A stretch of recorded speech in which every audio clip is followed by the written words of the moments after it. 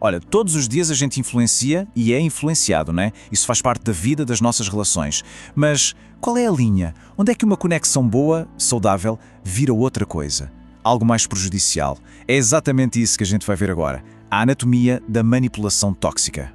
Ok, vamos lá. A fonte que a gente está analisando aqui traz uma metáfora que é, sinceramente, muito poderosa para a gente conseguir diferenciar as duas coisas. Pensa assim, a influência saudável é uma ponte. Ela conecta, ela constrói, ela leva a gente para um lugar bom para os dois lados. Agora, a manipulação tóxica, bom, isso aí é uma armadilha. Ela não conecta nada, ela aprisiona. E olha só, como toda armadilha bem feita, a manipulação tem uma anatomia, sabe? Não é uma coisa aleatória, caótica. Segundo a nossa análise, ela é sempre formada por 3 partes, 3 componentes que não falham. Então, o que a gente vai fazer é desmontar essa armadilha, peça por peça, para entender como ela funciona de verdade. Então aqui eles os 3 componentes que montam a armadilha. Pensa neles como se fossem sinais de alerta, sabe? Primeiro, uma intenção que está escondida, que não é dita. Segundo, uma tática meio sorrateira para colocar essa intenção em prática. E terceiro, um resultado que, no final das contas, é sempre desequilibrado, sempre injusto. Bora olhar cada um deles de perto. Então vamos começar pelo alicerce, pela base de toda a armadilha de manipulação, a tal da intenção oculta. É aqui que tudo começa. Muitas vezes, antes mesmo de uma única palavra a ser dita.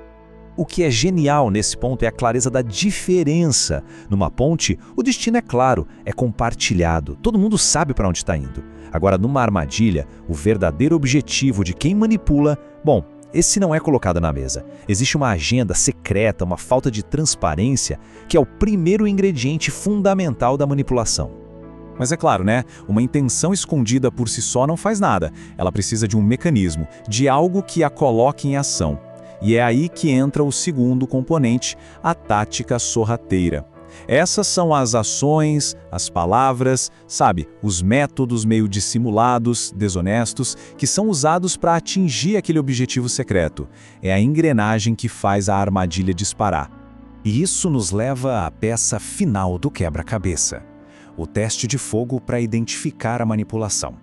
E o mais interessante é que a gente encontra essa resposta não na intenção ou na tática, mas no resultado final da interação.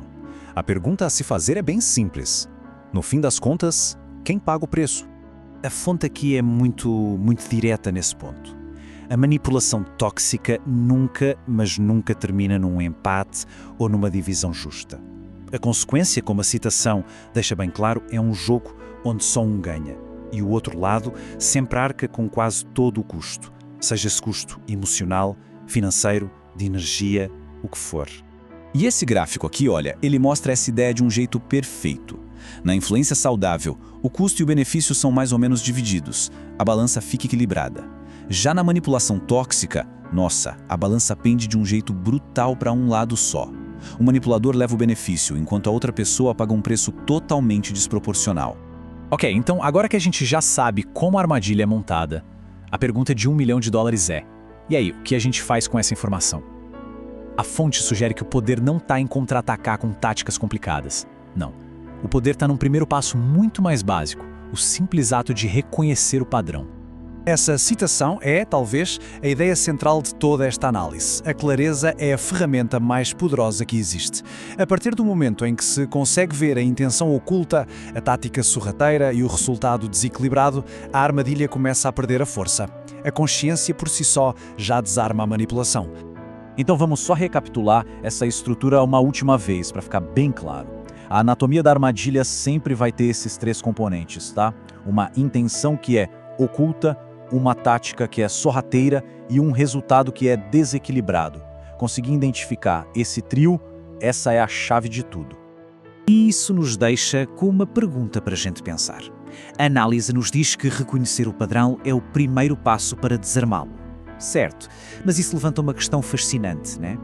O que vem depois? O que pode ser construído naquele espaço que se abre quando uma armadilha finalmente é desarmada?